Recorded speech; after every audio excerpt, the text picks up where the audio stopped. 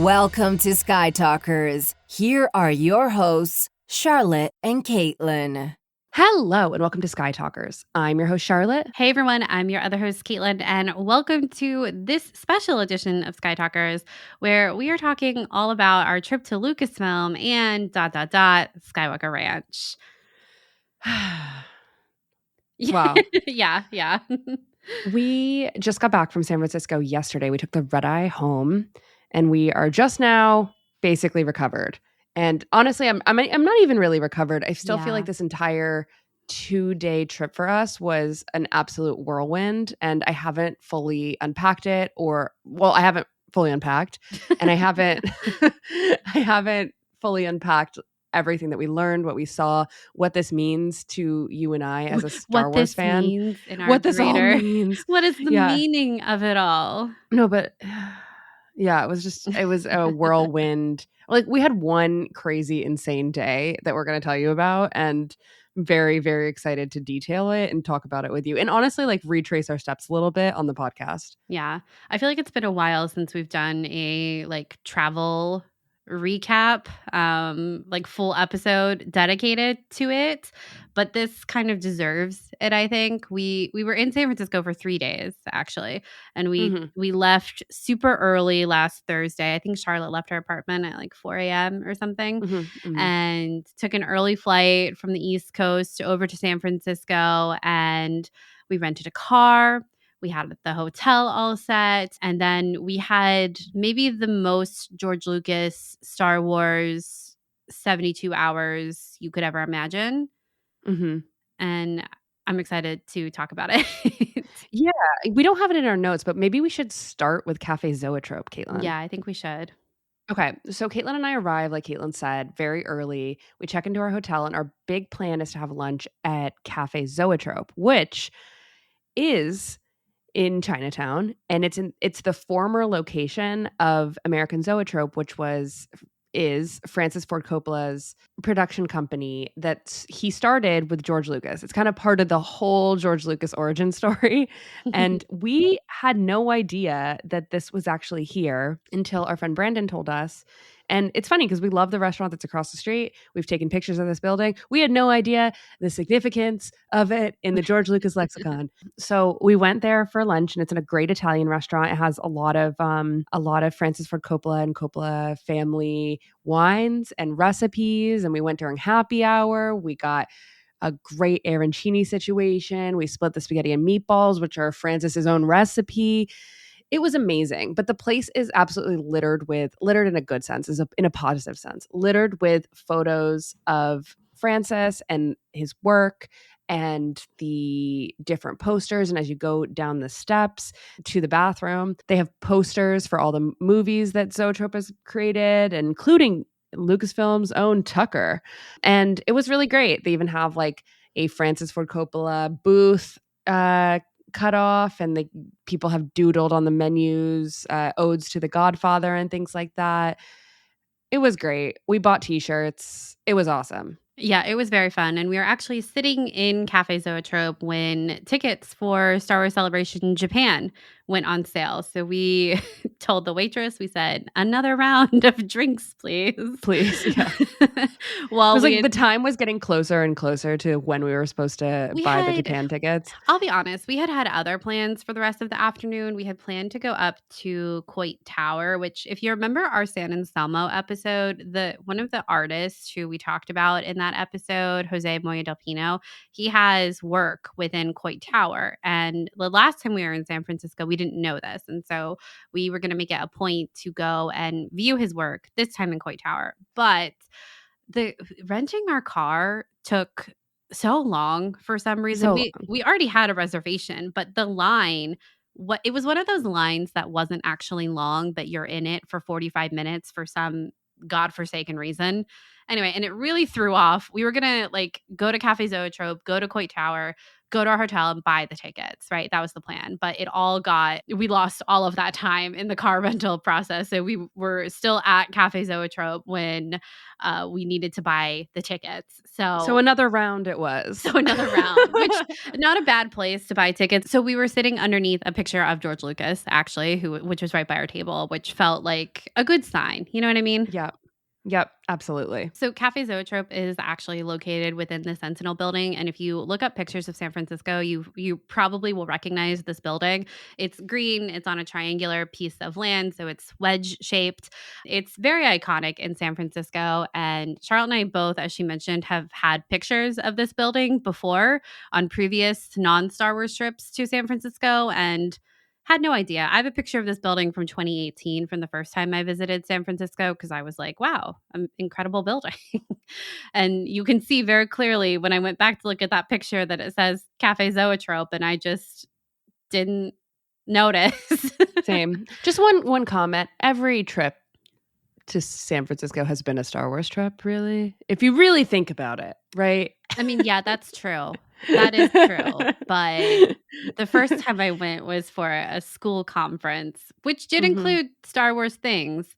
But Cafe Zoetrope was not a part of it. And I had no idea that it could even be an option. But the building is very historic. It's seen a lot of history. It had a speakeasy in it during the Prohibition era. It's had a number of different restaurants and recording studios as well. And then its life, of course, with American Zoetrope. I think since, I don't have it in front of me, but I think since at least the 70s. So it's a very historic, important building. I'm pretty sure it's a historic landmark in San Francisco. Anyway, highly recommend if you're there, you should go. Yeah, that was great. So that was really the Star Wars-y thing we did that day. And yes, we did get tickets to Star Wars Celebration Japan. We're going. We're very excited. That was exciting. Yeah. I will say what was fun is we were clearly very much fans, and we were taking pictures all over the restaurant. To be honest, there weren't a lot of people there. I think when we left, there was maybe time. It was like 4 p.m. on a Thursday.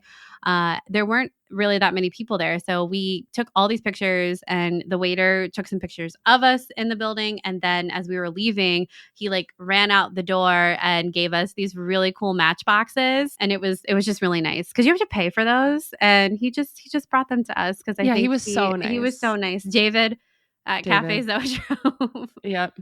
He was really so kind. And it definitely made our day, that first day. Yeah, totally.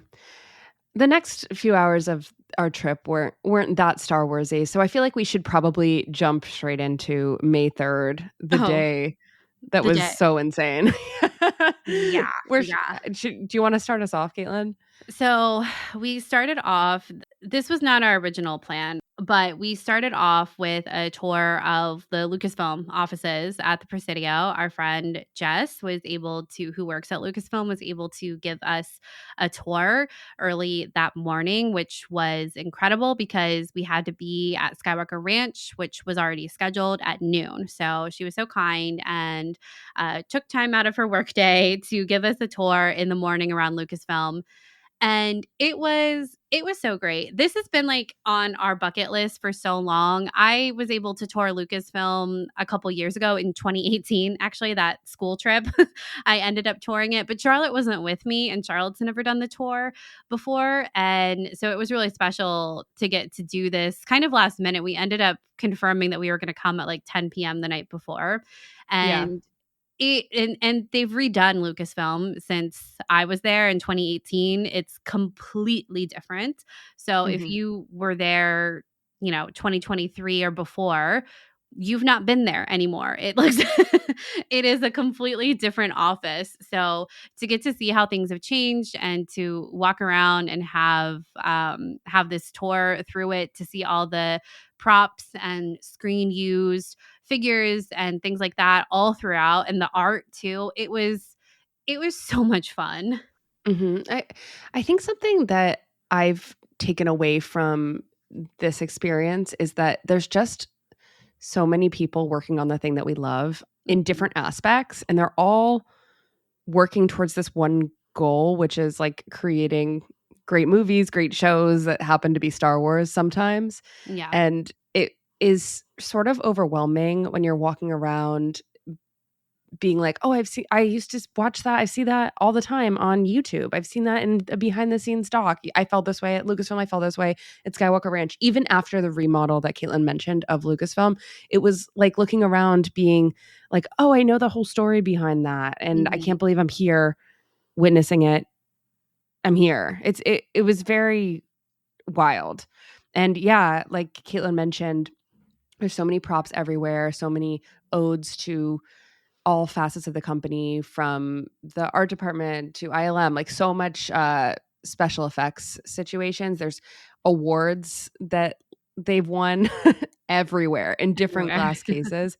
Yeah. And I feel like there's also a really cool timeline on the basis of the company, which I felt like I could have read for hours, to be honest. Like it was really chock full and loaded with a lot of information. And if there's ever a next time that I get to do that, I might just park myself in front of that and read it a little bit more deeply, because I think that's a little bit of a regret of mine that I didn't read that so deeply. I was just snapping a ton of photos when I could.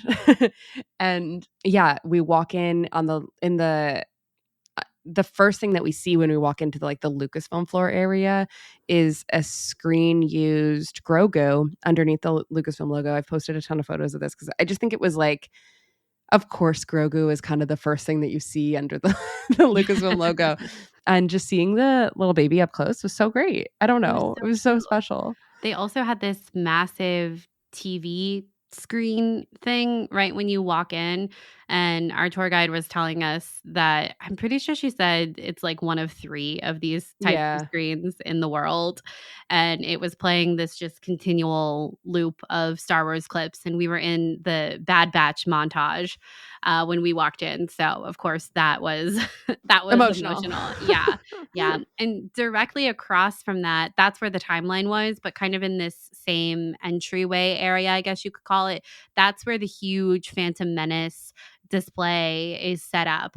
So if you're on Star Wars Twitter, online, different employees from Lucasfilm have posted about this huge display with all Phantom Menace merchandise and memorabilia. And it was so crazy to see it in person. I think we've been looking at pictures of it. I think it's been up for about a month, maybe 2 months at this point. Yeah.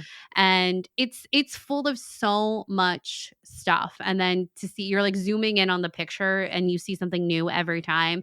And then seeing it in person, I'm seeing way more new things than I saw in the pictures on Twitter or anything like that. And I was really excited actually to see that display. Yeah, me too. It's also really cool and also chock full of stuff that I wish I could have looked at for hours. I thought you were just going to leave it at wish I could have. Oh yeah, I wish I could have. There's all the Queen Amidala stuff. I'm like, oh my God. The YSL Queen Amidala stuff is just like insane. Yeah. It's insane. Even though it's like a lot of it is makeup. I don't really need makeup from 1999, but I would like to look at it, even a display case. I don't know. Well, even if they redid it, resold it, a relaunch. Yeah, sometimes I think about it. This was not included in the display case, but sometimes I think about that small Queen Amidala clutch that is bejeweled that I saw years ago at a Rancho Obi-Wan set up at a celebration. I think about that all the time, as that is the dream clutch. That's the goal, I think. I'm sure there's only like 4 made ever. They're just so nice. Yeah, there's probably just one. It's probably handmade. Yeah. Yeah, you're so right.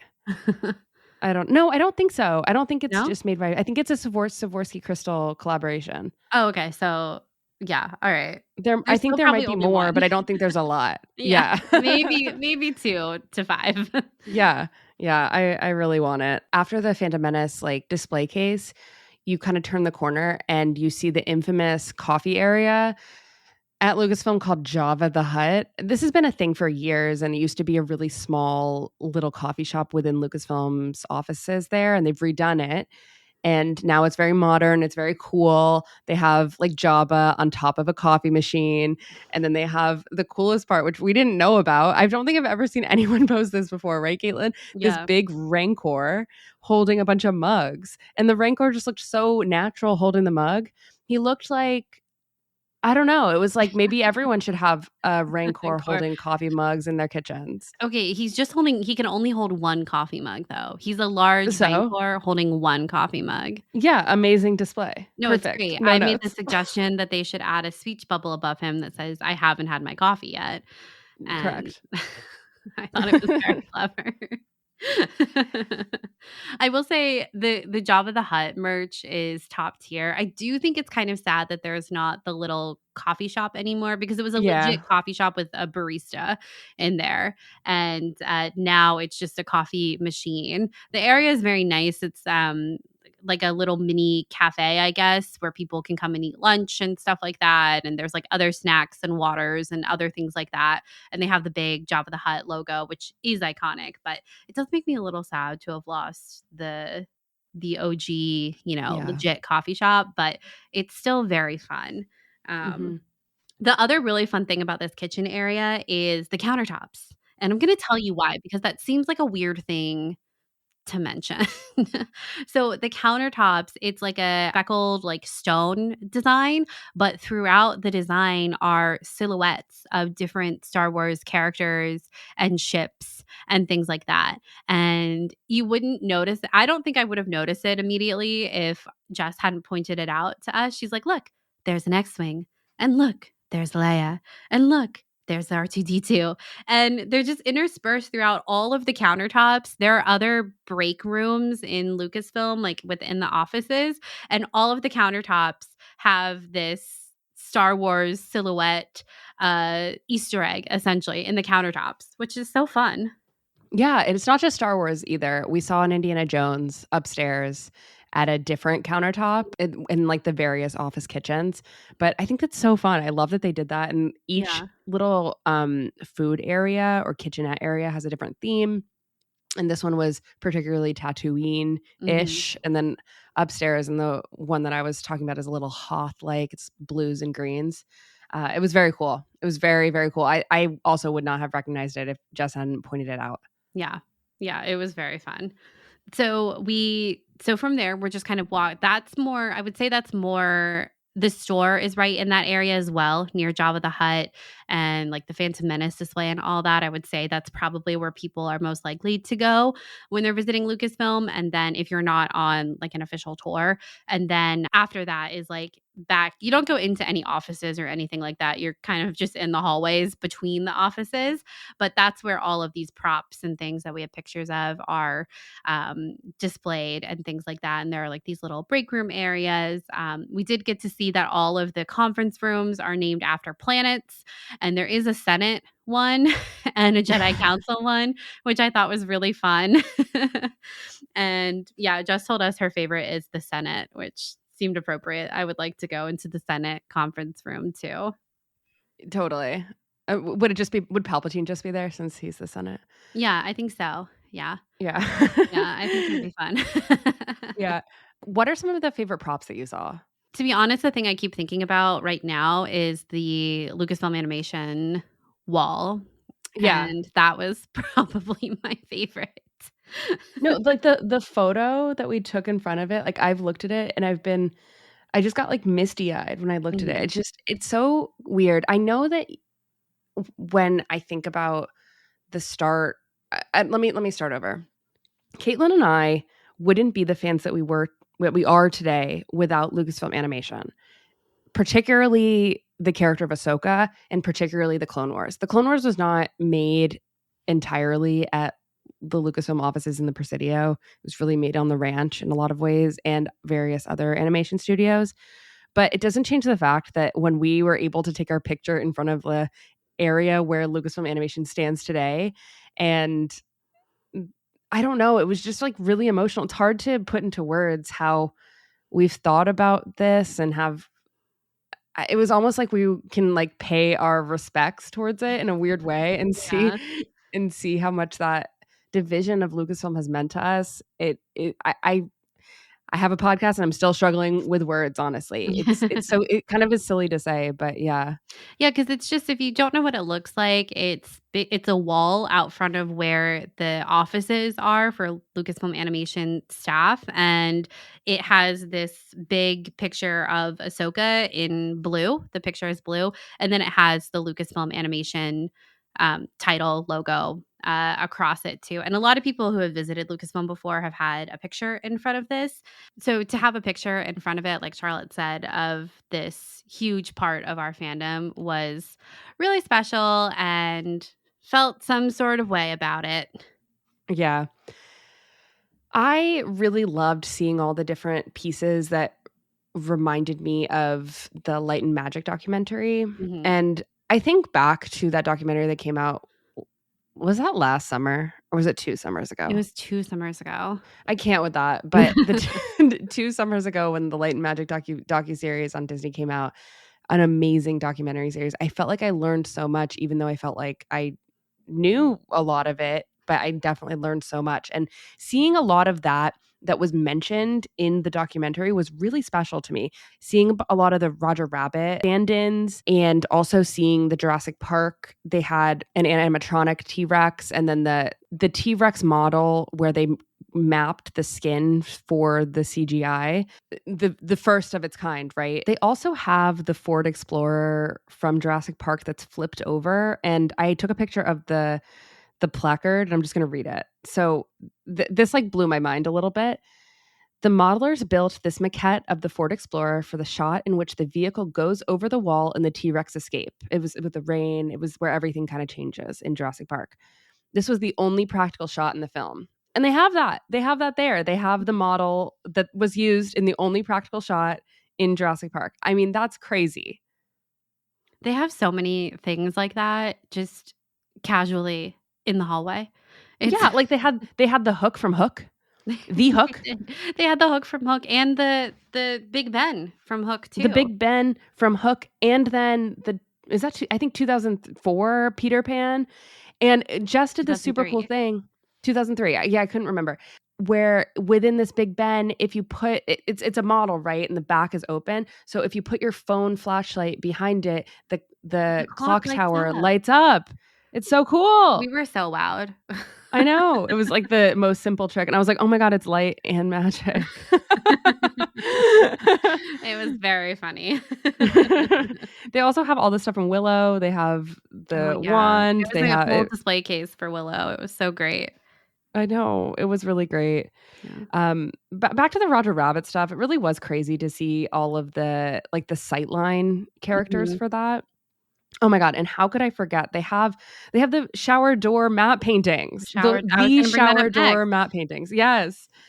I mean, everything about that is crazy. And then the big shot from ET over the cliff looking at the city below, which has been duped constantly, right? And they have that there. And it was insane to explore it. And go close to it because there's so many little Easter eggs. You can zoom in and see that they're showing Star Wars at the drive-in. They have a little McDonald's in there as well, a little KFC. And it's just so unbelievably detailed. It's so crazy. It's very suburbia, which is exactly what it should be. But it was so insane to just see that in person. I can't describe it. Yeah, the shower door matte paintings were something that really stuck with me the first time I went to Lucasfilm in 2018. I remember I feel like we talked about it for 10 minutes or something as one of the highlights. And so to see them again and they're in like a new spot and I don't know, it was like, oh my gosh, they're still here. I can't wait to look at them again. Yeah. They have a lot of stuff from ET. Yeah, they have the bike. They have the bike. They have the on-screen used ET that has the glowing heart, and he's in a little rough shape, I gotta be honest, but I'm glad he's there. And they have some of the like the heads from the like bully kids too in ET, and a smaller like bigature of the bike as well. So there's so many things, guys. It was just like endless. I'm looking at my photos and that's why I can recall some of that.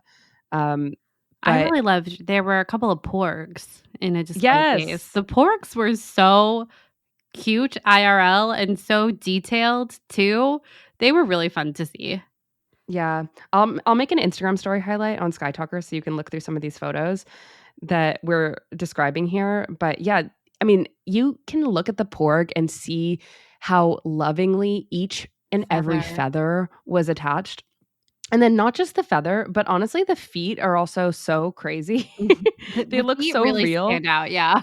Yeah, they look so real. And it was just really interesting. And then they also had the Darth Vader melted mask that we saw in the trailer for The Force Awakens, and then my eventually in The Force Awakens gosh. too. But Jess had told us that this particular one is larger than the actual one that they used in the movie, or like the actual one that would be like this melted one is too big to be actually Darth Vader's helmet. It's a little bit of a cheat to make it look cooler. Yeah, and it succeeds. It looks pretty cool.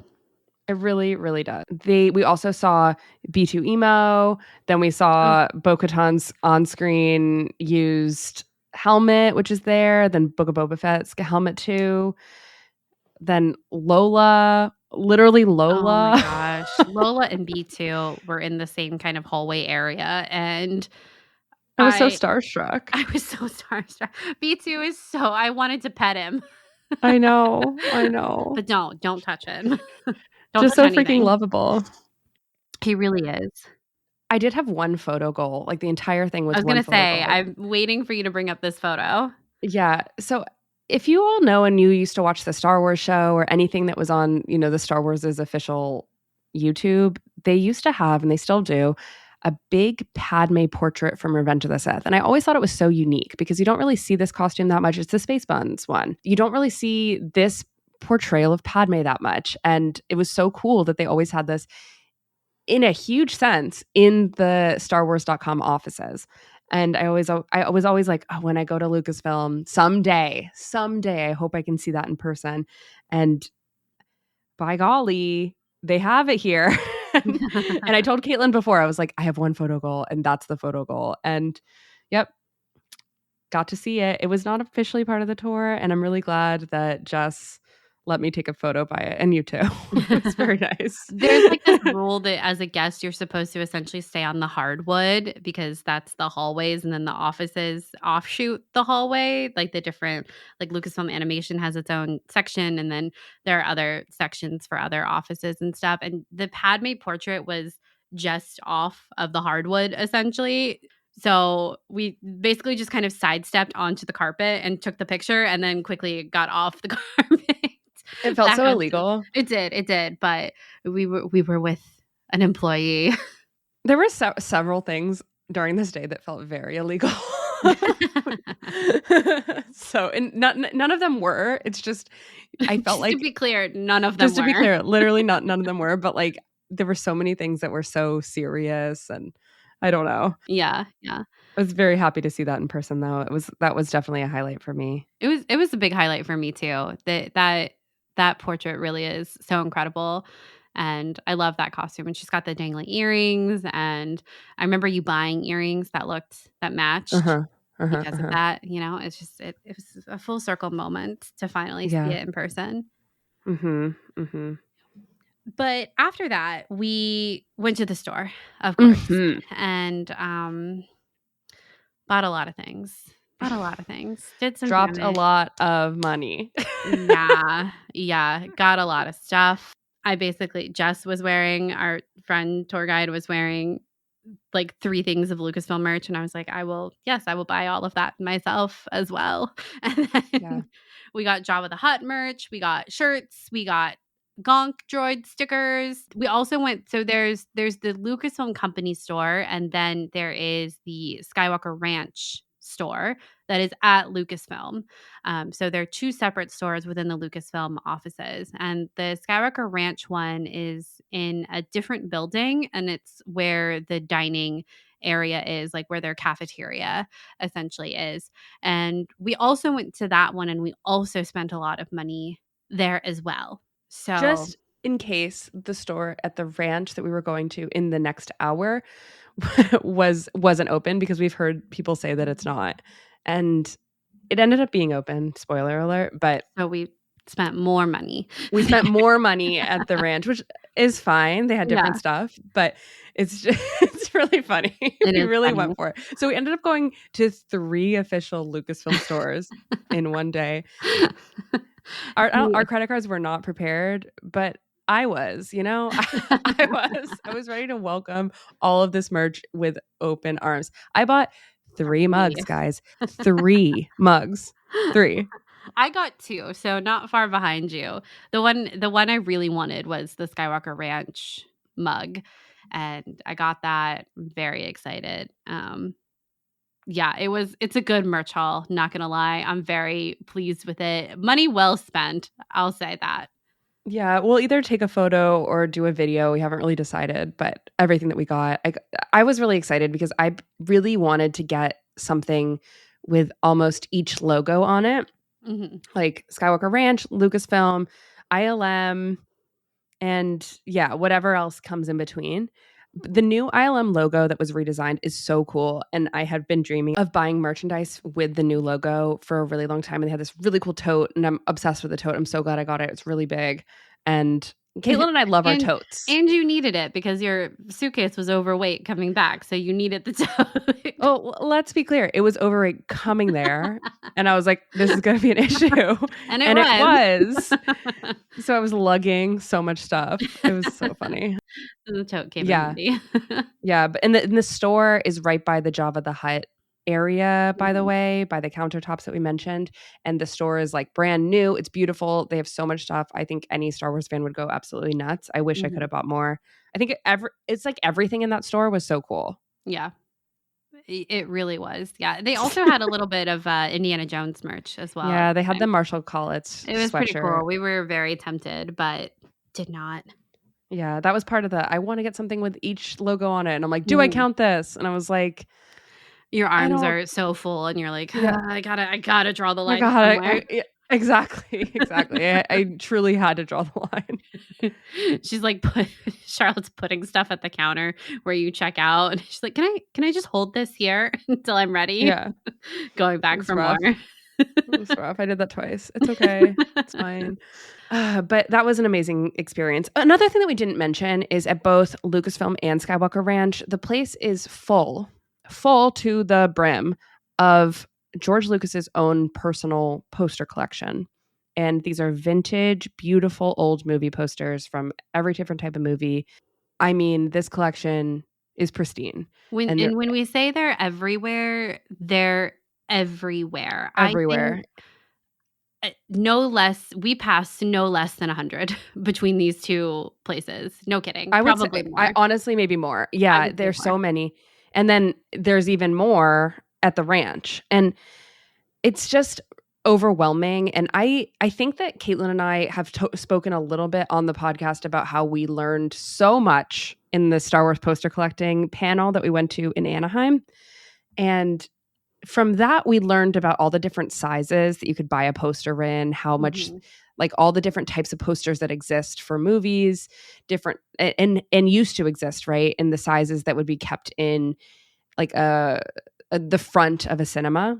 It was so cool, I think, to see all the different sizes and all the different types of posters that he has, which are from everywhere around the world, like I mentioned, and in so many different languages. But he had posters I'd never even seen before with artwork I've never seen. With movies I have seen. Majority of them, I was like, what is this? I've never even heard of this. And then you pass these like incredible posters of some of the most famous movies you've heard of too. Mm-hmm. Like, wow. We saw the coolest American Graffiti poster, actually. I think it was the French version, right?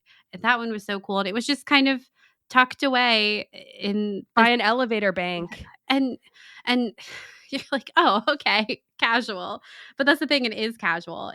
His poster collection is insane. And I am really fascinated by it, honestly, because so George still owns that building, and he owns the Letterman Digital Arts, the entire building, which is not just Lucasfilm. There are other tenants in that building too. And then there's also the restaurant Sessions, which is at basically the opposite end from Lucasfilm offices.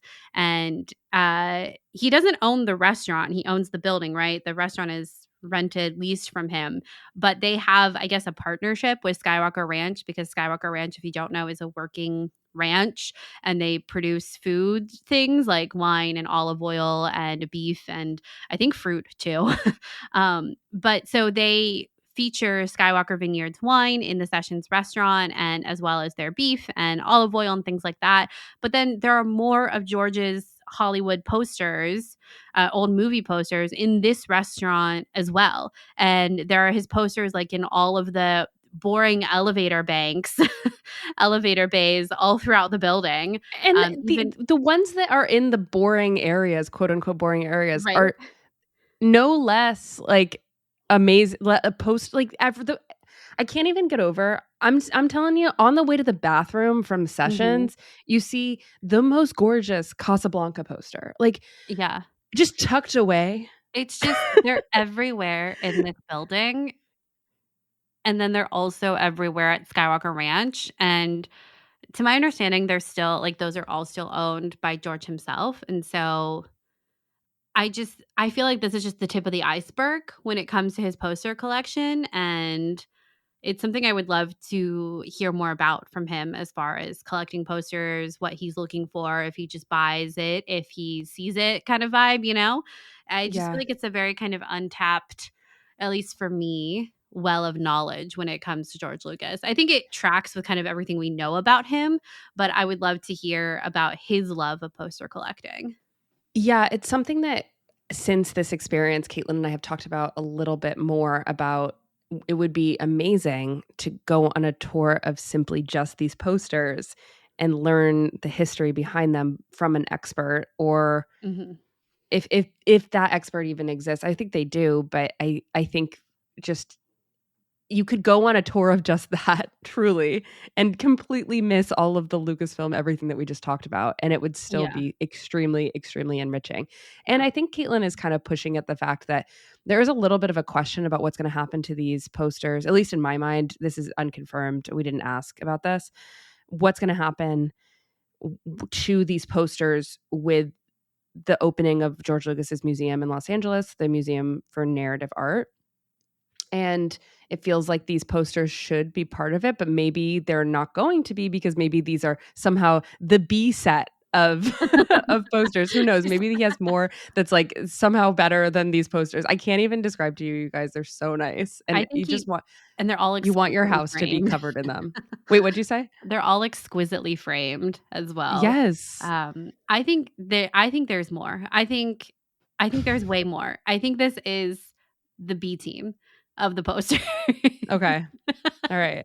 Or I think Fair. maybe there'll be some that get swapped out. I don't know. I feel like they've been there for 10 years post Lucasfilm sale from George. I mean, I think the idea is that he could come and take them whenever he wanted. So theoretically, he could bring them to the museum. Maybe some of them, Maybe, but maybe not yeah. all. I can't see him doing that. Maybe I'm wrong, but I think maybe he could swap some out. But Yeah. I don't know. It's just it's very fascinating, and we'll kind of come back around to this once we arrive at the ranch, which maybe we should We're drive. about to. We're right Let's there. drive up there. Let's drive up there. Yeah, we drove up there. So we drove up there. If you've been a Skytalkers listener, you know there's a very unhinged story from us about the last time we were in San Francisco when we did not go. We were not invited to the ranch, but we absolutely drove past the ranch. And we got the story. The short version is we got the road to Skywalker Ranch is very narrow and very curvy. And on said road, they were doing they were taking down a tree on a like really intense curve, and so they had reduced traffic to one lane. So you've got to stop and let one lane go, and then they stop and the other lane goes, right? So we're stopped and we're, I don't know, 2 miles out from Skywalker Ranch, and we're talking to each other about it, and we say, wouldn't it be so funny if we saw someone driving from Skywalker Ranch like right now? Like, wouldn't it be so funny if it was someone, I don't know, like Jon Favreau? And then 2 seconds later, Jon Favreau drove by us, and we both screamed so loudly that he turned his head as he drove by. It was just like the most simulation moment that ever happened. But also, I think that you're missing the point in that the reason why we were stopped, and because he was in the go part of the construction, Yeah. we were able to see him really clearly, and he was going slower than usual. Yeah, because of it's again a very narrow road and very curvy, and the area we were on was extremely like a pretty sharp curve in the road, so you had to go slowly. Yep, he was in an Escalade driving. Anyway. It was wild. It was wild, you guys. We had there was no notion that we were ever going to get into Skywalker Ranch, right? Like that was just never going to happen. But we had to drive Lucas Valley Road, which isn't named for George Lucas, but it feels like fate. And it really is way the hell off the highway, guys. It is 10 miles. So far. Yeah. You're kind of like, I wonder when we're going to get there. You suddenly are in like the redwoods. You're getting a little car sick on the curb. Yeah. You're putting down the window to let some fresh air in.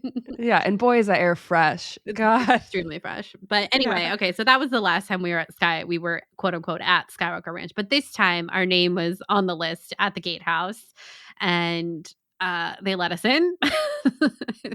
Can't believe that they let us in. And the drive in was so magical. Surreal. I was like, they opened the gate for me. They could tell me to turn around right now and I would be satisfied. You know, that's exactly right. I got in. This is all I need.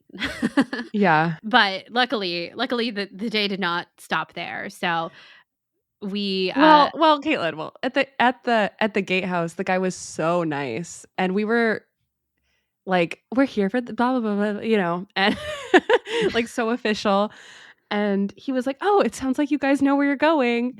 And Charlotte said, "Yeah, no, not me." Charlotte said, "Yeah," and then kept driving. And I was like, "Charlotte, we do not know where we're going." I just kind of liked how that sounded, you know, like, oh, you know where you're going. And I'm like, yeah, I do. Haha.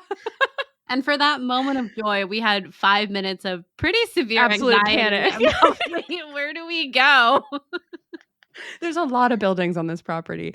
And we were so overwhelmed and very, very excited. And honestly, truly, the moment you drive into this property, it is so serene. It's extremely quiet and gorgeous. The landscaping is unbelievable. There's a lot of different signs pointing to a lot of different things, none of which said Skywalker Sound, none of which said the main house. It just said, what did it say, Caitlin?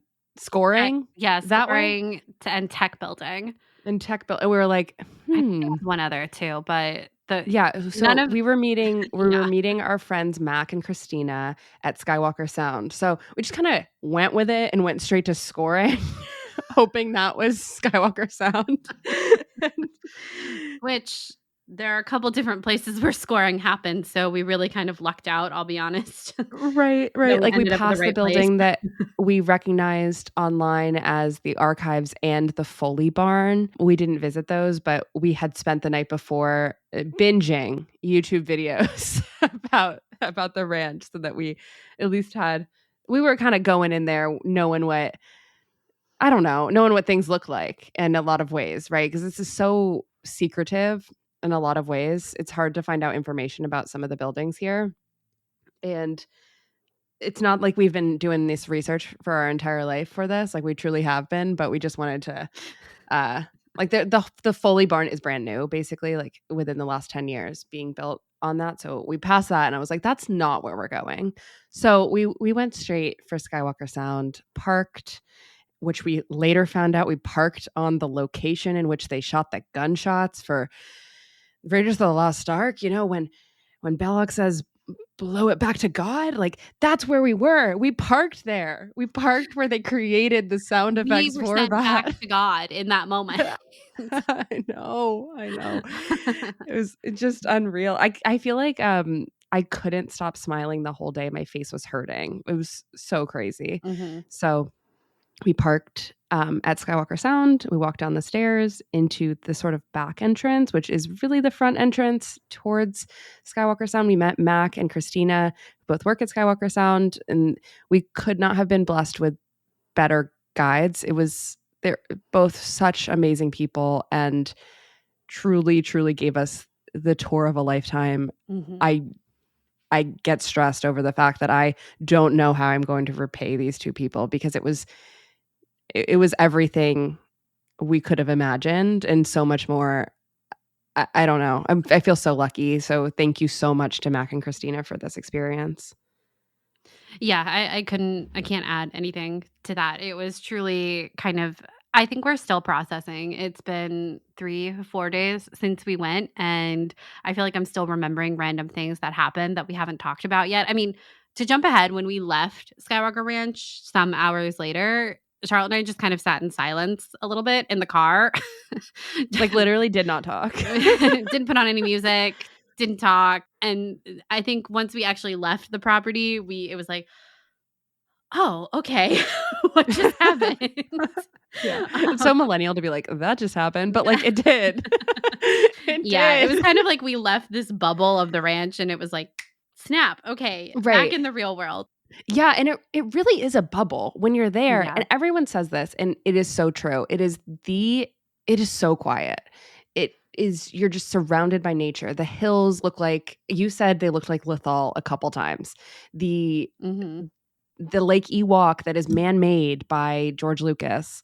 Not by, I don't think he made it himself, but he commissioned it. It was man-made. Totally. And the Lake Ewok sort of centers everything from Skywalker Sound to the fitness center to the archives to the main house. It's all around this lake. And Skywalker Sound is this big brick building that is made to look like a winery. And it has a whole bespoke story, which is really funny because it's supposed to look old and has these touches that are very Disney-esque that make it look old. Like Mac was telling us that when they built the walls, George wanted them to look like they bricked up a window. So they made the window and then they filled it in with bricks, and there was never a window there to begin with, but it just adds to the aesthetic. And I feel like that concept of storytelling and story building around a location is something that is so Disney-esque, honestly, that I was very familiar with that concept. Like, oh, this is an old mill type of situation.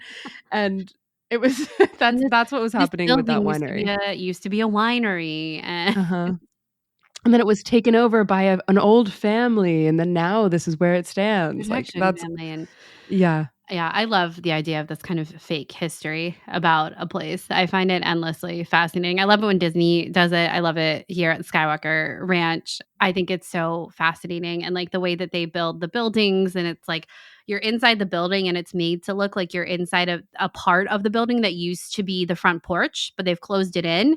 So part of it, you still see what is the quote unquote exterior wall with the windows, but it's enclosed now. We enclose the porch, right? Like, see, like how we enclose the porch of this old building, but it's not. That's how they built the building. Yeah, I don't know. It's so fun. I really liked learning about that aspect of it because all the buildings kind of represent different time periods as well. So it's almost like they were all kind of moved to the property too, and kind of rearranged here on Skywalker Ranch as well. It's very, very fun to learn about. Yeah, and inside the building, when we walk in, there's this big atrium where they have basically a cafeteria and can host luncheons and things like that. It's so gorgeous. It's almost like a solarium, but it's a little bit heavier than a solarium, I guess, in terms of like it's brick around and it has a really open, bright ceiling. But kind of like a courtyard. It's a courtyard, yeah. It's a courtyard, but it's really cool because all the seats, I was really struck by the colored, like there's they use for the tables and chairs, this beautiful aqua, this teal aqua that really complements the brick and just the entire look. It felt so modern and so cool. I don't know. I was very inspired by that color choice. Like it really stands out. To be honest, I thought it was more of like a robin's egg crossed with like a Tiffany blue. Yeah, maybe that's true. I don't know. It's definitely a custom shade of blue. I'll tell you that. Absolutely. And then, of course, we're surrounded by more movie posters. Yeah. You guessed it. And somehow these are cooler and larger than the ones that we saw. And this building, the tech building where Skywalker Sound is a large building. So it's a big building, and then there are more posters in every hallway and courtyard of this building. There are multiple courtyards. It's so many posters everywhere you turn, and it's incredible. Mm-hmm. Yeah, we got to walk around a little bit, and we saw how it all works, meaning there's editing bays on one side, which is basically like a big office with a screen and different, controls in order to edit. I'm sure you guys have seen it in behind the scenes documentaries. There's small rooms, there's larger rooms. They have the very famous Stag Theater there. We'll get to that in a second. And we got to walk into the scoring area that is just this amazing soundstage. It's huge and it has these alternating panels that you can move all around on the side in order to get the right acoustic pitch and the sound that you want. And the panels on the ceiling as well can all be moved and adjusted. And they have these insane blocks in the back that look like, I don't know, something out of a video game. They're all, it's cubic and it all absorbs sound a little bit differently based off of the room. Yeah. Mac did mention to us that maybe George Lucas wanted to build this room for Linda Ronstadt, and I think that is really funny. So I don't know. It's used a lot by so many different people, not just like film scores, but musicians and of all kinds, right? And it was really cool to see. We were really lucky actually that we got in there at the time that we did, because it was being used that morning, and I think it was being used in the afternoon as well. And also when we were there, and I feel like I can say this because Pixar posted about it, but Pixar was there having like a luncheon, I think, looking at one of the final cuts of Inside Out 2. They posted that. I feel like I can say that because they posted that on Twitter. And I thought that was really cool. Oh my God. Yeah. So it's not just, it's just a reminder to me that even though that's within the Disney family, that Skywalker Sound isn't just Disney productions. It is every production across Hollywood. And they are constantly creating different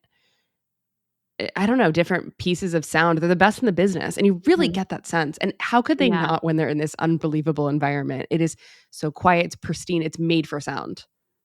Yeah, and that's exactly what George Lucas intended with it. So, yeah, something that really struck me was, they call Skywalker Ranch a movie ranch, right? And that's a term that has been thrown around a lot. And I think it used to be more of a thing in the early days of movies around California. There's a lot of these quote unquote movie ranches, some nicer than others. And George's, I think, is probably the nicest one ever. But it's so interesting to me that he created in his oasis a one-stop shop for everything that needs to be done in order to create a production that doesn't have to involve anyone else. Sound, Foley, great food, editing, special effects. We'll talk about editing in a second. Special effects, an amazing library, places to stay, wine. I mean, everything. Really get the creative juices flowing.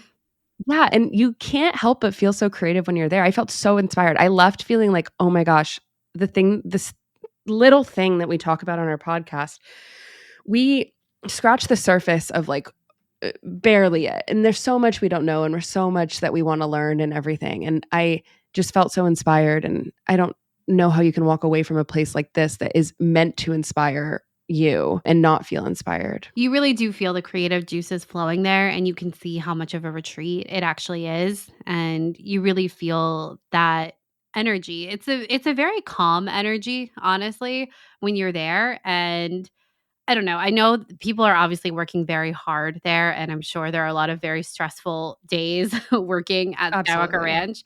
But I do think that the fact that it's so far off the highway, it's set back from the road itself quite a distance, it really does encourage you to, I don't know, relax in the creativity, try to on those stressful days, I'm sure.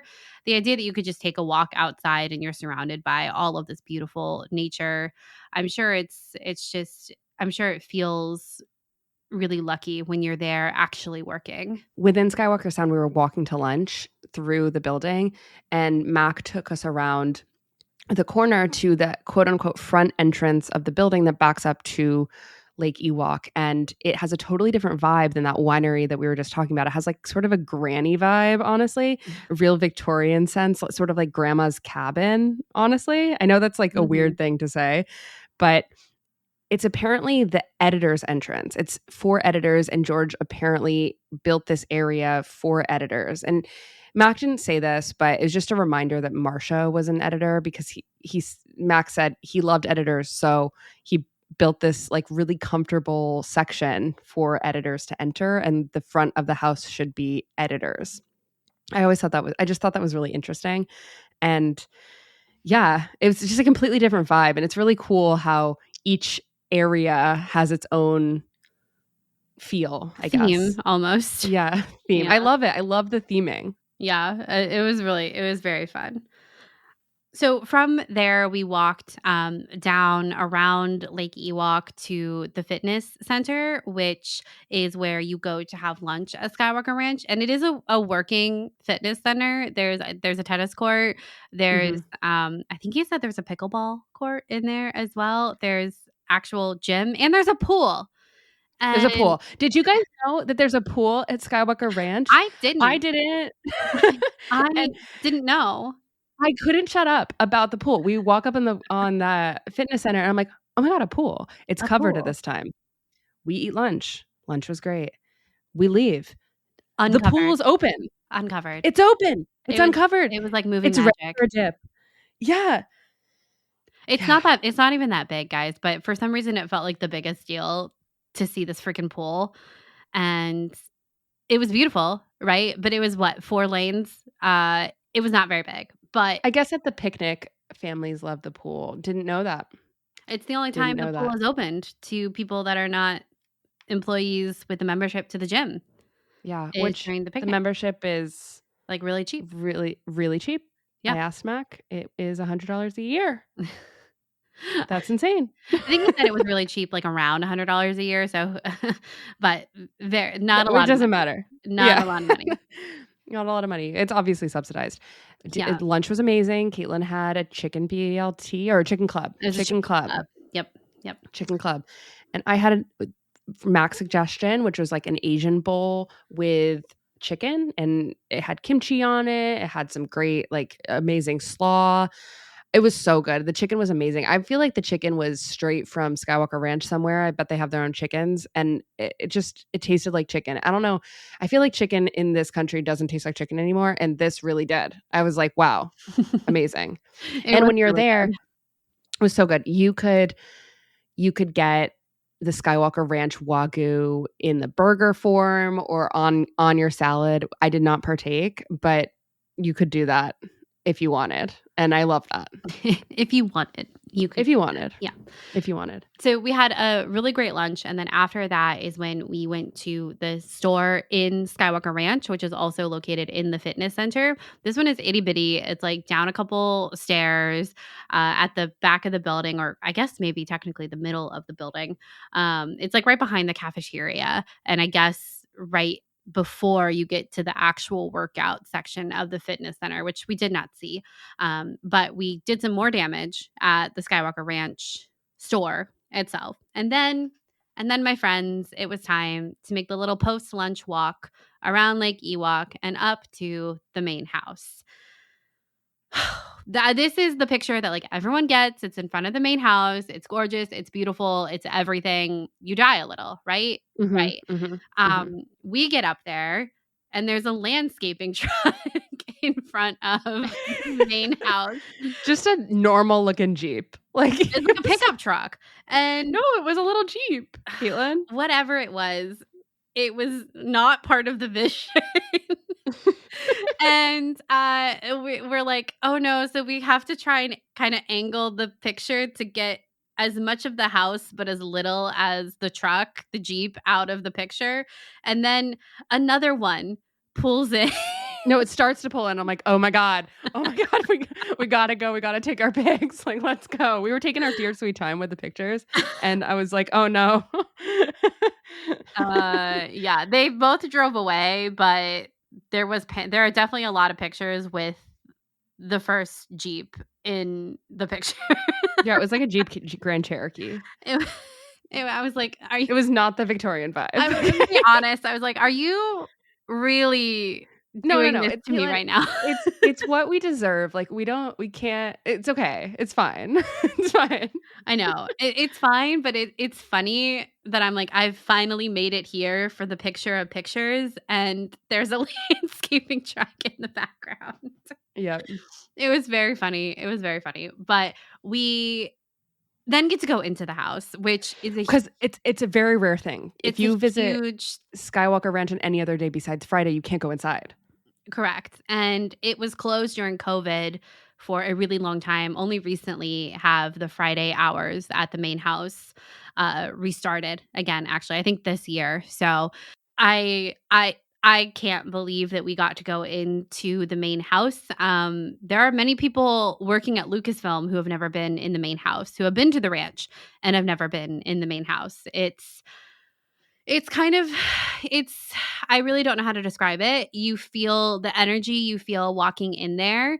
It's very much like an 1870s Victorian house blown up about 3 sizes larger than it would have actually been in the 1870s, but you walk in and it's like this burgundy carpet that I'm sure always looks like it's just been vacuumed, and it's got all the vacuum lines in it, and then Like, I there's literally felt bad stepping on it because it is Mhm. so vacuumed. Yeah, and you come It's in. very plush. It is very plush. No stains. You come in into this like kind of grand entryway vestibule area, which has like a table and like a beautiful grandfather clock situation and this huge fireplace mantle with some of George's awards in there, including his AFI Lifetime Achievement Award was in there, among other things. That's just one thing that was on this mantle. And when you walk into the house, we went directly to the left, which was this big conference room. And we walked around the conference room table. And in this room, there are a number of original Norman Rockwells in this room, which was kind of really freaking out about seeing those just casually in a Yeah. conference room. The one thing, okay, before we go further into this, there are no movie posters in the main house, at least not in the areas that we went in. And I feel like they're probably not featured in the main house because the vibe feels so different. The main house it's 19th century, it's research, it's reading books, it's Tiffany lamps and fireplaces.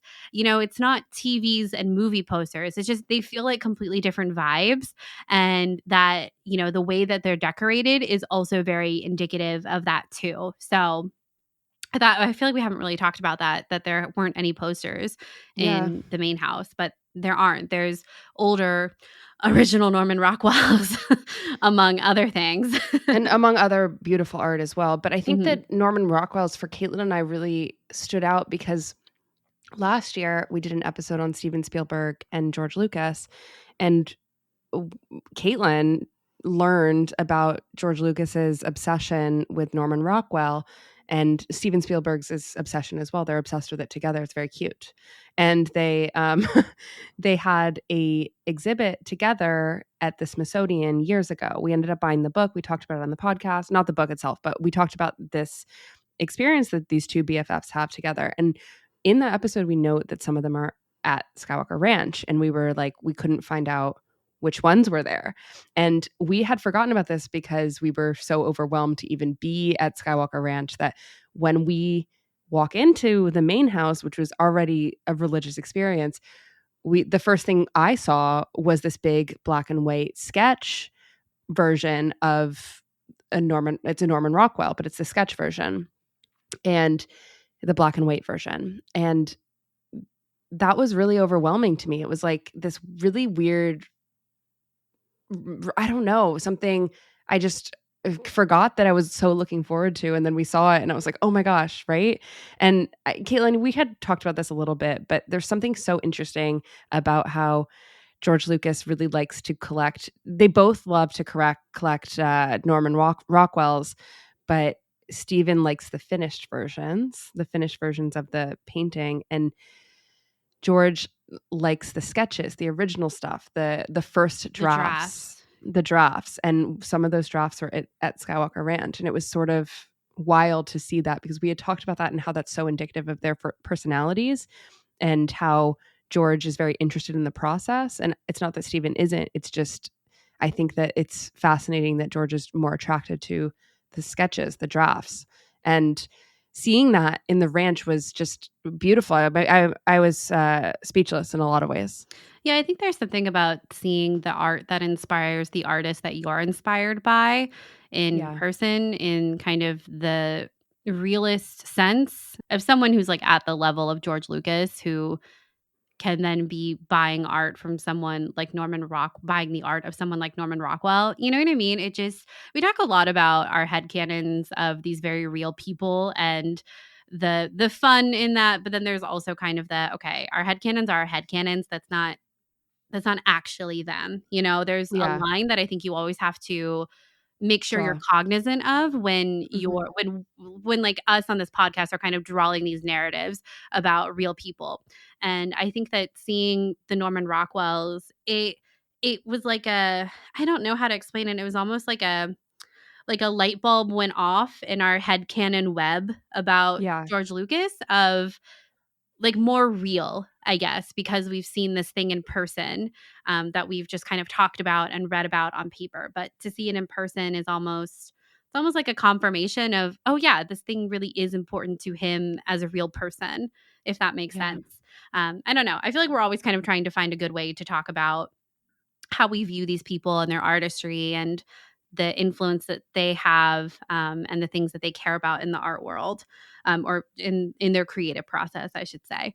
But I think that the metaphor of George being into the sketches of the Norman Rockwell pieces is so fitting when you think about him viewing his movies as still kind of drafts and things he wants to change, and then he does actually go back and change them. It felt so fitting. And the fact that George and Stephen were both independently very big fans of Norman Rockwell before they became friends, I think is just so lovely, when you think about those two and their lives and the art that they create too is very cool. Anyway, that was kind of a really big, A long tangent. it was a long tangent. But so we left that room and then you go back across the vestibule entryway area, and there's this small little connecting hallway with 2 display cases on either side. And on the right side I would say it's like mostly Star Wars props and memorabilia. Tasteful, great. But then on the other side it's like an old Hollywood collection and also different achievements of Star Wars itself. Like there's the lightsaber that went to space, and there's like this huge plaque about how this lightsaber from Star Wars went to space and all these pictures of it. But then there's also Charlie Chaplin's hat and cane. And it's crazy. It's crazy. With a letter of authenticity framed inside the display case. And I had read about how George owned Charlie Chaplin's hat and cane. And I think there was a point when I knew it was at the ranch. But again, there was no knowledge in my brain at this time. Also, so many things are quote unquote at the ranch. There's an entire building of archives. We have no idea what's on display and what's not. Yeah. So ambiguous. Also, anyway, just a side note about the archives. Something we learned is no one goes to the archives. It is so rare to be invited in there and to be able to explore it. It is not open to anyone, really. It's definitely not open to the public, and it's not open to Lucasfilm. Exactly. Like 99.9% of the employees that work at Lucasfilm and work at the ranch have not been in the archives, which is a building that's very close to like Skywalker Sound. The temptation, wild to me. The temptation I would feel every day.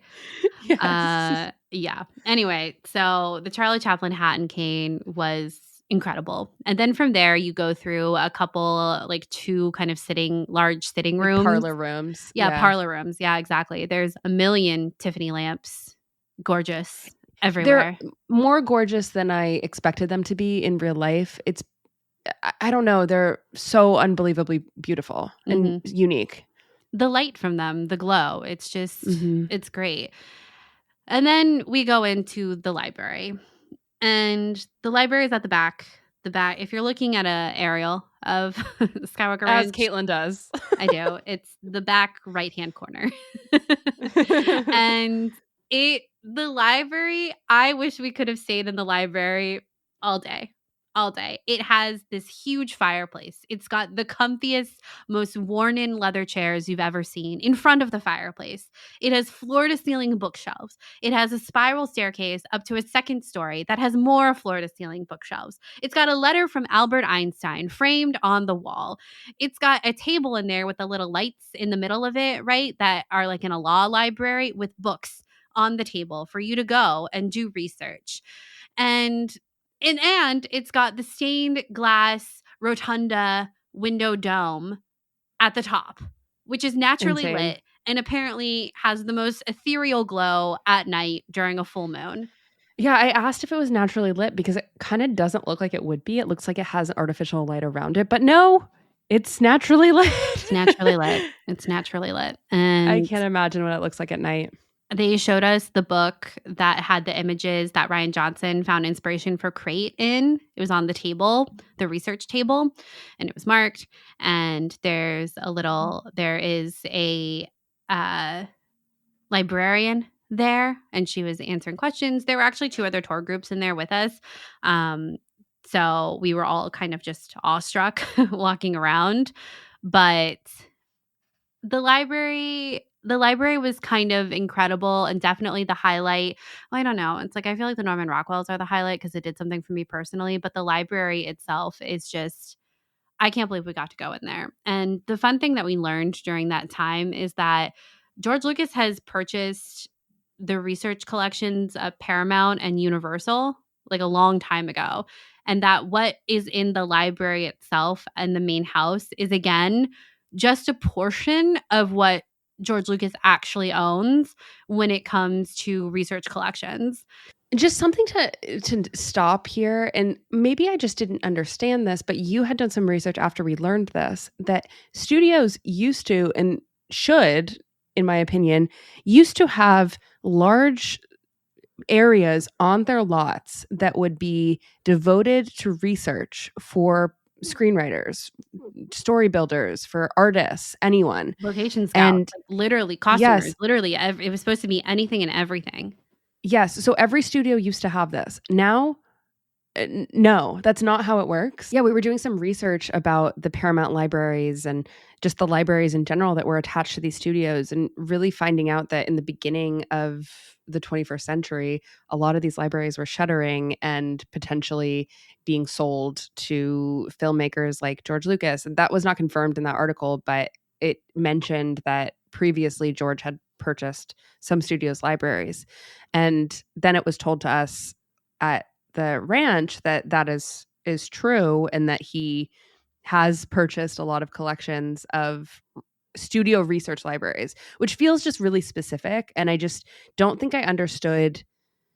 Like, when everyone talked about the Skywalker Ranch library, I always thought of the beautiful ceiling, right? But I don't think I really understood what was inside that library. People referenced it all the time. Filmmakers, Rian Johnson. It's always included in the art of books and things like that. I just don't think I really had a grasp on what the purpose of that was beyond just like casual research. But really, I think it's more than that, right? Like, Mac even showed us this area of research that was put together that looked like books that were done for the research for the holy, like everything was themed the Holy Grail. And it was very clear that those were the books that were perhaps looked at for The Last Crusade, the Indiana Jones movie, The Last Crusade. And what else? I don't know. It's just so interesting to think about. And it's fascinating to me that here's another portion of learning that George is just like his friends, just like Spielberg, just like Scorsese, just like Francis Ford Coppola. Like, they're all very interested in preserving the Hollywood that was. And George, I feel like, does this kind of stuff under the rug a little bit. Like, we had no idea that this was something that he did, and it feels so important, honestly. Yeah, I think I didn't have a good idea of the scale of what these libraries even entailed, and that, again, what we see in Skywalker Ranch in the library itself is a very small portion Yeah. of what there actually is. And we had kind of talked about if parts of these collections would be at the Lucas Museum of Narrative Art as part of their research library, perhaps. I don't know. We were just kind of talking about it, but it felt like an apt place to have some of those things be available, not necessarily to the public, but to academics and to, I don't know, maybe other filmmakers too. It seems crazy to think about this time when there were these huge resources of photographs and books and letters and reference photos and things like that existed at these studios as a place for inspiration. And then they just slowly but surely got rid of them all? And where did all of those documents and books go? I'm sure a lot of them were destroyed if they weren't purchased by someone like George. And I don't know, it's definitely something I think we both want to research some more and find some more information on, because it was really, really interesting to hear about. And yeah, and to see the library in general, I was like, I could really thrive here, you know? I Totally. would be so productive. I would hit all my goals. I would be so creative. I'd write a book probably in this I'd make library, the best movie ever. in that library chair, that Yeah. leather library chair across from the fireplace that I don't know. Do they still get lit? I bet you can. I bet they would let you Yeah. there. And Mhm. because it would probably, the cackling of the fire would be ASMR to stir the creative juices, and they want that. So Yeah. anyway, it was kind of everything. Mhm. But after Mhm. that, we left the main house. So I would say we probably saw maybe a fourth of the main house. Well, we saw the solarium in the back, which was literally huge. There was a big solarium in the back. Yeah, and there are more tables out there, and apparently you used to be able to eat out here at the solarium at the main house. That's not the case right now, so there wasn't anyone there eating. We did run into Phil Shostak, Kelly Knox, and Christine Baver in the main house in the library. We actually saw them at lunch, but then they were also doing their own tour, and we all ended up joining together. In the main house at the same time. Yeah. Yeah, at the library. So they ended up joining our tour with Mac and Kristina, which was really just so much fun. And behind the main house, there is a set of 3 buildings, which is the carriage house, the gate house, and the brook house. We didn't go past the brook house, but they're like these shingle style houses, kind of tucked back behind the main house. And the gate house is let me start over. We were going to the carriage house, and to get to the carriage house, you pass the gate house, and the gate house is where Lucasfilm Animation used to be. So it's where Clone Wars was all made. And just to be clear, these are big They're houses big that you buildings. can't even see from the road in which you take the picture at for the main house, but they're tucked right behind the main house. Like you kind of go through the main house to get there. You don't have to, but there's no discernible way to even see these unless you're it's kind of surprising. They're way back here. Yeah, they're very much tucked away. I don't even think we saw the third one. There's another building back there that we did not see at all. But passing the gatehouse when Max so casually was like, the Clone Wars was made here. And Charlotte and I were both like, okay. I got chills. I really got chills, which I didn't expect because we did not go into this building. We just walked by it. Didn't even go on the porch or anything. But I was like looking at it. I think we both fell to the back of the crowd and we're just kind of kept turning around to look at this building as we passed it. And again, I felt some sort of way about passing this building. It's just insane to walk in the footsteps of the people that made the thing that you are so obsessed with. Yeah. And made you the person that you are today. It's just really crazy. It's just wild. Yeah, it was really special. But we went into the basement of the gatehouse, and they have kind of a new, I think it was new, sound booth in there that used to be a Foley room. And Mac, who works at Skywalker Sound, kind of told us a little bit about their process. And what was really interesting, actually, because Mac was there, who works at Skywalker Sound, and Phil Shostak, who was on Story Group, who used to do like a ton of the art of books and everything like that. They were both talking about their filing systems and how they bring up different images and sounds, because I think Mac said they have like over a million sound files, and it's That all, doesn't even include the Star Wars sounds. yeah, the Star Wars is like its own encrypted database. And not everyone can touch that. Yeah, which crazy to think about. But he was talking about the metadata of how they tag sounds and stuff like that. And then Phil was talking about how they do a similar thing for images, which it was really cool to hear both of them talk about that from different perspectives, but kind of have the same organizational system too. Yeah, it was really cool and also really funny because Mac was talking about like how do you discern a difference between a whoosh? What was it? A whoosh Whoosh. and a swish? And I thought that was so funny. Like, what is the difference between a whoosh and a swish? Like, I think I know, but how do you tag that? Yeah, and how do you And search that to get the and right yeah. swish or whoosh? Yeah, but It was very that's what the interesting. masters at Skywalker Sound deal with every day, Mhm. and yeah, it's great.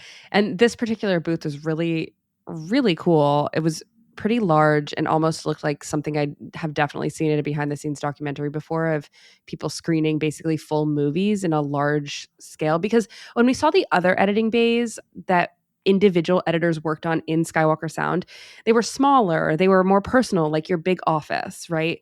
But I assume that when you're listening and spotting a different, like a full movie, you want to experience that in a larger theater and just have that like at a grander scale, I suppose. And this was the sort of step in between the office and the theater. This was in between that, like the big theater. Yeah, yeah. I think probably, I don't know, I would say maybe 20 people could have sat in the one we were in, give or Yeah. take. Yeah. Yeah. Yeah, it Maybe was less. Maybe more like 15. yeah, they had a couple rows of movie theater seating in this Right. one. So, I don't know, but definitely it was definitely the largest one we went into as far as, Yeah. like sound editing sessions go. And you could see how it could be a really good place. It's just everywhere feels like a really good place, honestly, but it just feels like it's down in the basement. Like there's no other disturbing sounds. There's no Mhm. other like weird reverberations. Like this is a really good place to listen to something. Yeah. And just outside of it, I don't think you mentioned this, there were two Drew Struzan originals, Yeah. one from Shadows of the Empire and one from Courtship of Princess Leia, the book covers. It was really cool. I don't know. I didn't expect to see that artwork there, and neither did I think Kristen Baber and Kelly Knox are really excited about that too, which made me excited about it in turn. Yeah, yeah. Yeah, that was the only area of the gatehouse that we went in. We kind of went straight into the basement from like a utility stairwell kind of vibe, and Mhm. then straight into this room, and then left the same way. Yeah. So again, you're just seeing like little pieces of these buildings and knowing that there's so much more just on the other side of the door of more people doing incredible creative work. And probably some more movie posters. Yeah, definitely probably some more movie posters. Yeah, there weren't any in the basement of the gatehouse though, which is interesting. Anyway, But so game and book posters though, game and book so posters though. So we left the gatehouse and then we were walking back over to Skywalker Sound. And an interesting thing that Mac told us that he had actually just learned about was that some of the bricks that are like around certain planters and like in certain curb and gutter situation and like there are like some like small parking lots behind some of these buildings. They have brick inlaid, and that some of this brick is from the 1906 San Francisco earthquake. which is And wild. And they used to throw that old brick into the bay and it was yeah, dredged up and then that's somehow ended up at Skywalker Ranch.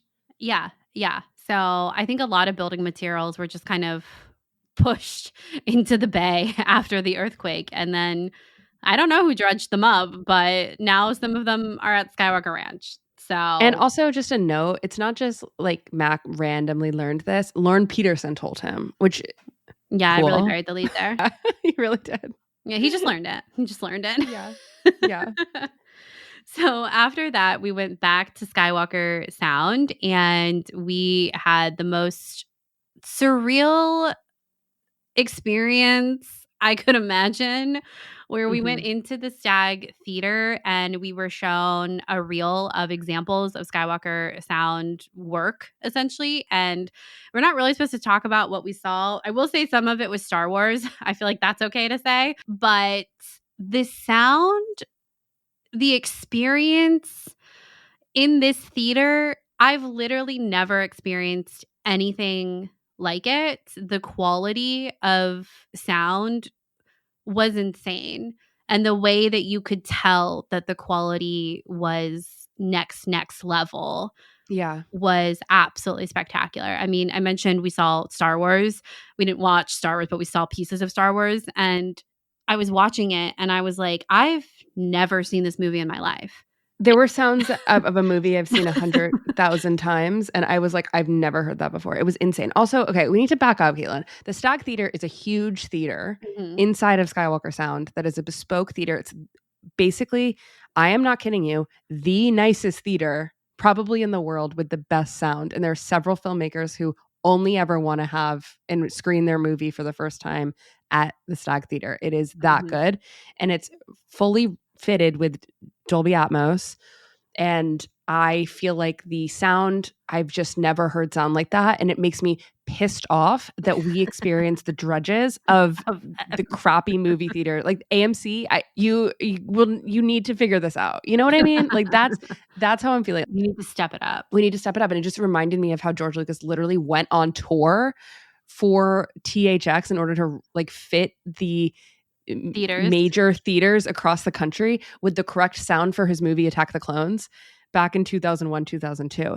It's I understand that, because when you experience the sound that you're delivering and working so hard for and winning Oscars for, and you're not being able to share that sound with the masses who were the people that you made the movie for, I can't imagine the frustration, because it's just unreal. I don't know. Yeah, to jump ahead, we had the Phantom Menace 25th anniversary screening at Lucasfilm later that evening in the theater at Lucasfilm offices, which is an incredible theater.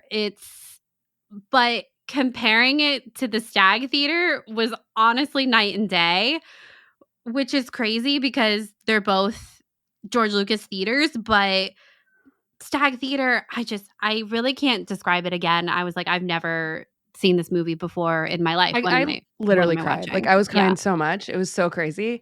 And also Mac like showed us George Lucas's seat, which is directly in the center, again, in the center of the movie theater, and center of the center. And I mean, of course it is, because that's probably where the sound is the best. But God, this theater was so cool. It's like blue too. It has a blue hue. It's not fully blue, I don't think. And the seats were so comfortable. Something that's so cool about it is that they have 2 statues from Revenge of the Sith in Palpatine's office. And if you Google, it is the 4 stages of Duarte. And there are 2 of them. It's in Palpatine's office in Revenge of the Sith when Anakin is sort of accusing Palpatine of being the Sith Lord. You can see them there. And Kayla and I were really excited. And then Mac let us take a picture next to them, which was actually crazy because you're not allowed to take pictures inside at all. Yeah. And to the point where I was very nervous to even touch my phone the entire time we were there. It was like, that's why the main house photo is so key, because it's truly like the only photo you get. The statues, you know, we love a statue. I love a statue. I love a monument. And that we were sitting there, and Mac is in the row in front of us talking to all of us about the theater and everything. And he's like, do you want to take a picture with the statues? Charlotte and I leap up. I'm like, yes. Really? I was like, is this okay? Really? And then once he was like, yeah, it's fine, I was like, all right. We like hurry down to the bottom because they're right. One thing about me is I also love a photo. So yeah. So the other really cool thing about the Stag Theater is that it's what Mac was telling us is that it's built on a hollow wood stage, essentially, which he said you probably wouldn't be able to do this per fire code now to build a theater like this on a hollow platform, I guess is maybe the best way to describe it. But he said because of that hollowness, because of the air underneath where you're sitting, the sound like travels through that. I'm not describing this well at all in any kind of technical terms. I think you're doing a good job. Thank you.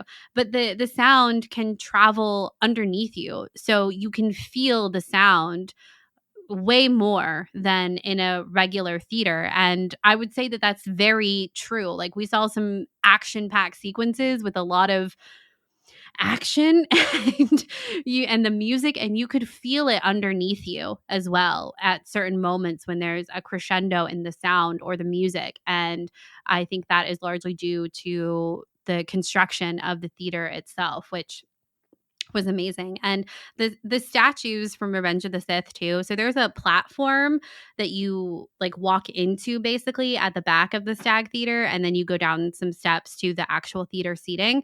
And they were telling us that the statues used to be located up there, but then I can't remember why, but they ended up having to fill them with sand to make them more stable.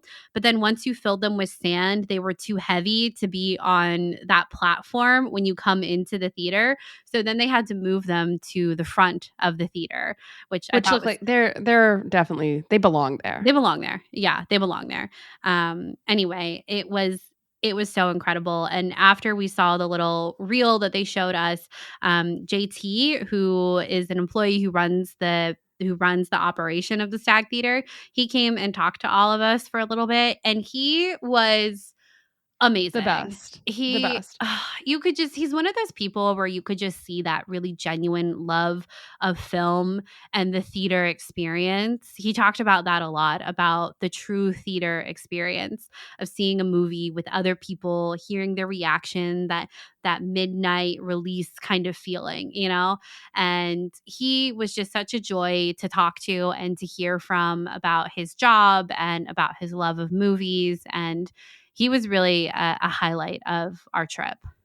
Yeah, absolutely. Like, I get a little misty-eyed when I think about it, and I definitely want to go to more movies because he's inspired me to do that. Mm-hmm. Yeah. And he was telling us about like his costume that he was making to go to with a screening later that night at Star Wars, like at the Symphony, right? Yeah, the Symphony. Yeah, and about what he was going to wear and how excited he was. And it just, he just, yeah, like Charlotte said, he inspired us. And you could tell that he really loved what he was doing and like loved seeing our reactions to it as well. So that was really it was special. awesome. Yeah. It was awesome. After that was kind of the end. We walked around a little bit more in Skywalker Sound, but a lot of the rooms were in use. Yeah. So we didn't go in any more rooms, but that was we heard some booms and bams. We passed some offices. We heard some things. Nothing that I could tell you what it was. There was nothing discernible. It was just because bass. I don't know. Not that it's like secret. I just don't know. Yeah, no. Like literally don't know. It was just like bass. I don't know. Yeah, but it was fun kind of walking like, past these offices. People be working. And hearing things coming out from underneath their doors. It was like, wow, they're really doing the thing. This isn't just a simulation. Totally. Yeah. But that was our trip to Skywalker Ranch. Yeah. Then we got in the car. We said our goodbyes to Mac and Kristina, who were the best tour guides we could possibly have for our once-in-a-lifetime experience to go to the Skywalker Ranch. And we got in the car, kind of freaked out a little bit. And then we didn't talk until we got back to San Francisco. Really? Just like soaking it up, really. And it was crazy. We then got back, changed super fast, and then headed on over to Lucasfilm for the Phantom Menace 25th anniversary screening, which was incredible. It was so fun. We were there with a lot of other people from like the 501st and other fans, and it was really special. We got to see our friend Silver, who's been on the show, Star Wars Thrifting. She was there with her cousin Manny, who I like want to be best friends with. He's so cool, and a lover of Clone Wars and a lover of Ezra, which we love to talk about that with people, and just to talk to him a little bit about how he's going to his first celebration in Japan next year. And we love to talk about people. We love to talk to people who've never been to Celebration who are going to Celebration, because it's just very exciting. Yeah. And the Phantom Menace screening was so cool. They started off with, it was in another beautiful theater run by George Lucas, like Caitlin said. And it was when we sat down waiting for the screening to start, they showed some pictures from the Phantom Menace behind the scenes that I have definitely never seen before in my life. Like all of them. I've never seen these behind the scenes ones. And of course, like we're not allowed to take any pictures or anything. So that just remains with us, and it was very special. And no, nothing like insane. Like it was going to change the course of how I thought about anything, but it was just fun to see some behind the scenes stuff that we've never seen. And it's just a reminder that Lucasfilm has thousands of behind the scenes photos and things like that we just have not seen the light of day. It's so crazy. It really makes you think about that Rian Johnson coffee table photo book. The fireman's hold. One day from The Last Jedi. Thinking about it. Yeah, if you don't know what we're talking about, there is this one thing that happened where I think the story goes where Adam Driver and Daisy Ridley were trying to get a certain scene and they were doing a million takes or something, right? They finally got it and they were really excited, or something happened. I don't know what happened. Okay, the thing is, I don't even remember if the photo book is related to the Fireman Hold story. It's not. The Fireman's Hold story is from the Daisy Ridley sharing that like 2 years ago. Yeah, so she basically, Adam Driver ends up carrying her in a fireman's hold, and that's the story. I don't even know if there's a photo of this, but Rian Johnson had his personal, I don't even know what kind of camera, but really nice film camera that he took all these black and white images of on the set. He shared some on May 4th, if anyone noticed, some new ones. He shared a few ones throughout the years, actually, but I think he had mentioned at one point that he wanted to put it into like a coffee book situation. And he shouldn't have said that, because between that and a Dave Filoni sketchbook, that's all I want in my Star Wars collection these days. But anyway, the photos that we saw before the Phantom Menace came on really kind of made me think about one, like you mentioned, all of the things that are hidden in Lucasfilm and in the Lucasfilm archives that we've never seen. And also as a part of that, Rian Johnson's The Last Jedi photo collection too. Yeah, totally. I really want that so bad. So bad. But anyway, so we saw these behind the scenes photos from the Phantom Menace. And then before the show started, I know that everyone who saw the movie in the movie theater got their special Acolyte preview. Really jealous of that. I have not seen that yet.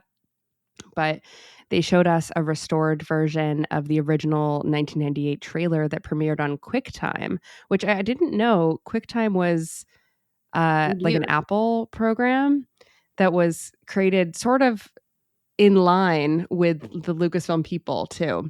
I don't know the full history of that, but it premiered on QuickTime, and they recently restored this original trailer, which is film, and they worked on the sound for it, and it sounded awesome in a theater, right, Caitlin?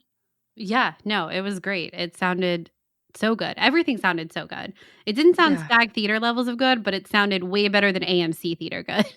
It's totally. I don't think anything's ever going to sound SAG theater, but this is like literally second best. Like even better than like, I don't know, Grauman's Chinese or El Capitan or anything like that. It's so crazy. And you're seeing a Star Wars movie with Star Wars fans, and there's nothing else like that experience, no matter where you go. So that really made it incredibly special. Also, it was pretty cool. After they showed a clip show from when people went to go see the trailer and were buying tickets for other movies just to see the trailer in the movie theater. And it was really fun to see all the different late night clips, sort of making fun of that, or news clips, even talking about it. And it was pretty clear that some people in the audience were featured in some of those clips of people going. And that was really cool and fun. And then we watched The Phantom Menace, which was incredible. Like, it was incredible. It was such a good movie, and it was so fun. I mean, obviously it's a good movie, but I think anyone who's been watching it this weekend probably is having this experience of, oh my God, this movie's amazing. And it's so fun to see it in the theater. There's nothing like seeing the pod race or Duel of the Fates in theaters. It was so special. It was so fun. People in our screening were cheering for different racers in the pod race. And it was so fun because every time they'd come on screen, you'd have like a different pocket of people be like, yeah, go. You can do it. Yeah, Ben Quadraneros and things like that. It was great. Yeah. It was awesome. And just the sheer volume of the pod race noise, it was just great. It was so good. I don't know. I when Caitlin and I were walking back at the end of the night, we were like, oh, what did we notice this time? And it's so fun to even have that conversation, and just every time you watch a Star Wars movie, take something different away from it. And there's no other movie that does this for me more than every Star Wars movie. And it's very fun to always look at these things with new eyes. And for both of us, it had been a while since we had watched The Phantom Menace purposefully so that we could enjoy this. And it was so, so fun. And then afterwards, we went to Mel's, which was great. Mel's Diner, another freaking George Lucas connection. There's George Lucas is on the menu cover because of American Graffiti. Just wild. Well, this entire trip, just nothing ever stops with the George Lucas of it all. We really were like, we are only doing George Lucas related things this trip, and by golly, that's all we did. We went to one restaurant that wasn't associated with George Lucas, and that's it. It was across the street from Cafe Zoetrope, though. Yeah, so within viewshed of a George Lucas restaurant. Exactly. But yeah, Mel's was super good. It was delicious. We had milkshakes and burgers, and there were a ton of other fans who had walked over also from the Phantom Menace screening. So it was just full of Star Wars people, which is so fun. And I would love to be able to do that, to just live in San Francisco and go to these events all the time, and then go to Mel's Diner and have a milkshake afterwards with other Star Wars fans. I don't know. It would be so great. Really live the life. Absolutely. Yeah. Absolutely. And that was our crazy 24-hour Star Wars day. The next day we continued and we drove to Modesto. But we're going to save that for another time. We're going to talk about another time. Just consider this like a little teaser that we drove to Modesto. We saw the sights, the George Lucas We had a sites day of Modesto. We had a miserable drive to Modesto because it rained the whole way there. Pouring rain. Or it was horrible. But we'll tell you more about that trip We will. on another episode, as Caitlin is going to do her thing, her research thing. She already has basically done her research thing, hence us going there. If you haven't listened to our San Anselmo episode, which talks about George Lucas's relationship to San Anselmo, Modesto, which is his birthplace, his hometown, will be that next installment in that mini series that we have somehow stumbled into. And yeah, so that's what we did on our last day, and then we flew home on a red eye. It was a whirlwind, a George Lucas extravaganza. It really was. Like, I kind of can't believe we hit all that we hit in those essentially 2.5 days. But yeah.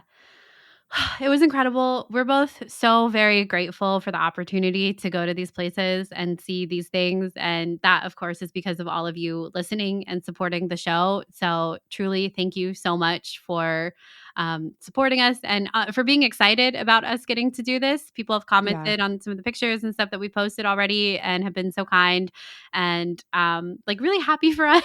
And that's just really nice to see. And we are so grateful for all of your support that allows us to get to do things like this. So we hope we can at least bring back stories about it and tell you about it and share our experience in that way. So thank you all again. We wouldn't be able to do it without you guys listening and for letting us be a part of your fandom experience too. And we definitely don't take that for granted. So thank you so much. I think that is going to wrap up Skytalkers at Skywalker Ranch. And Lucasfilm. Yeah. Skytalkers in San Francisco doing a big Star Wars tour. We'll think of a better title. And then, of course, we also want to say a big thank you to our tour guides throughout the day, Jess at Lucasfilm and Mac and Kristina at Skywalker Ranch. Also would not have been possible at all, obviously, without them willing to take time out of their very busy day. I mean, this was Star Wars week at Lucasfilm and at Skywalker Ranch, which is an incredibly busy time. You think about everything that has come out Star Wars in the past couple of days. All of these people were incredibly busy and took significant chunks out of their workday to give us such an incredible experience at these places. So we are very grateful, and thank you to all of them so much for making that possible and for truly giving us unforgettable memories. We can't say thank you enough for that. Absolutely. All right. Well, that is going to wrap it up. If you would like to talk to us more about this experience or just how you spent your Star Wars day, your May the 4th or Revenge of the 5th, Revenge of the 6th, whichever one you celebrate. We would love to hear. You can find us on Twitter /X at SkyTalkersPod, or our personal handles. Charlotte's is at Clarity and mine is at Caitlin Plusher. We also have our website, skytalkers.com, our Instagram, TikTok, Facebook, email. Those are all really great places to find us, and also to see some pictures of our trip over the past couple days if you're interested in seeing that. And like Charlotte said, some of the different props and memorabilia and displays that we saw across really at Lucasfilm, because again, you can't take pictures at Skywalker Ranch, but you can go and check out those images and pictures there. And if you have a couple seconds and would like to leave us a review on Apple Podcasts or Spotify, we would really appreciate it, as it helps other people find the show. And if you're interested in other ways to support us, you can head on over to our Patreon and check out our reward tiers there. I want to say a huge thank you to these patrons: Mercedes, Anders, Logan, Matthew, Paul, Fio Pio, Timothy, Molly, Lindsay, Arzu, Blast Points, Matt, Steven, BJ, Talia, Talking Bay 94, Kat, Aaron, Eunice, Hunter, Josh, Tegan, Molly, Stephanie, Brad, Ian, Josh, John, and Tim. Thank you so much for supporting us. Yes, thank you guys so much. And until next time, may the Force be with you. May the Force be with you.